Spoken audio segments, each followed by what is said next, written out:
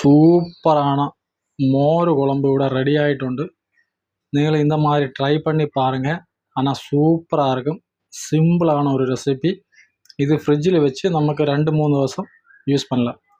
Hello hi, எல்லாവർക്കും வணக்கம். இன்னும் நமக்கு சூப்பரான ஒரு மோர் குழம்பு எப்படி ரெடி பண்ணணும்னு பார்ப்போம். அதில் நம்ம 1/2 லிட்டர் தயிர் எடுத்துருக்கு, 1 பீஸ் இஞ்சி, 3 பச்சை மிளகு, 1 பெரிய வெங்காயம், 6 பீஸ் பூண்டு. இனி தயிர் வந்துட்டு நமக்கு 1/2 லிட்டர் தயிருக்கு 1/2 லிட்டர் தண்ணி ஊற்றி நமக்கு தயிரினை அதையும் மிக்ஸ் பண்ணி எடுக்கலாம். 1/2 லிட்டர் தயிர் ஒரு பாத்திரத்தில் ஊற்றி 1/2 லிட்டர் தண்ணியும் கூட சேர்த்து நமக்கு ഇതിനെ எல்லாம் கூட ஒரு ஸ்பூனு வச்சு നല്ലോണം ഒന്ന് മിക്സ് பண்ணி എടുക്കാം. 1 ലിറ്റർ തൈര് എടുത്താൽ 1 ലിറ്റർ തണ്ണി. തൈര് എவ்வளோ എടുക്കണോ അതിൻ്റെ ഡബിൾ തണ്ണി. ഇതാണ് കണക്ക്. ഇതിനെ നമുക്ക് നല്ലോണം ഒന്ന് മിക്സ് பண்ணி മാറ്റി വയ്ക്കാം. നമുക്ക് വെങ്കായം, പച്ചമുളക്, ഇഞ്ചി, പൂണ്ട് ഇതെല്ലാം കൂടെ നല്ലോണം സ്ലൈസായി കട്ട് பண்ணி വയ്ക്കാം. ഇതുപോലെ നമുക്ക് സ്ലൈസായിട്ട് കട്ട് பண்ணி വെക്കണം. നമുക്കൊരു പാൻ എടുത്തിട്ട് അതിൽ 5 ടേബിൾ സ്പൂൺ ഓയിൽ ഊറ്റി കൊടുക്കാം. ഓയിൽ ചൂടായതുക്കப்புறம் നമുക്ക് കടു போட்டு കൊടുക്കാം.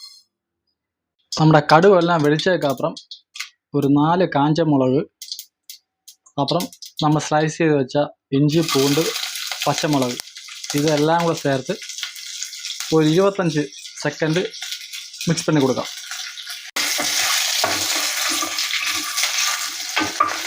இதெல்லாம் ஒரு கலர் மாறியதுக்கப்புறம் நம்மளை வெங்காயம் ஸ்லைஸ் செய்து வச்ச வெங்காயம் ஆட் பண்ணி கொடுക്കാം. வெங்காயம் ஆட் பண்ணிவிட்டு ഈ வெங்காயம் ஒரு கோல்டன் ப்ரௌன் ஆகணும். ഗോൾഡൻ ബ്രൗൺ ആവുന്നവരേക്ക് നമുക്ക് ഇതിനൊന്ന് മിക്സ് பண்ணி കൊടുക്കാം.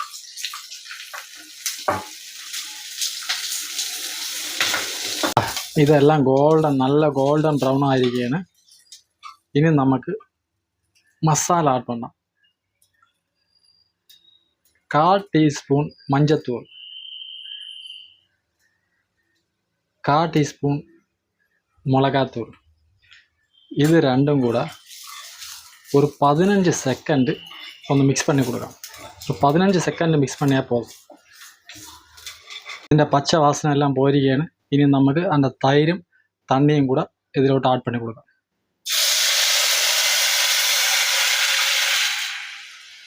ഒരു 2 മിനിറ്റ് നമ്മൾ ഇതിങ്ങനെ മിക്സ് பண்ணி കൈയെടുക്കാமல் மிக்ஸ் பண்ணி கொடுத்துட்டே ഇരിക്കണം. 2 മിനിറ്റ്. ഇത് തൈര് ബോയിൽ ആവാൻ പാടില്ല, ജസ്റ്റ് ഒന്ന് ചൂടായാൽ പോതും. ഒരു 2 മിനിറ്റ് ഇങ്ങനെ നമുക്കിത് ലോ ഫ്ലെയിമിൽ വെച്ചിട്ട് ഇതിനെ നമുക്കിങ്ങനെ മിക്സ് பண்ணி കൊടുക്കാം. ഇതിലേക്ക് നമുക്ക് 1 സ്പൂൺ சால்ட் ஆட் பண்ணலாம்.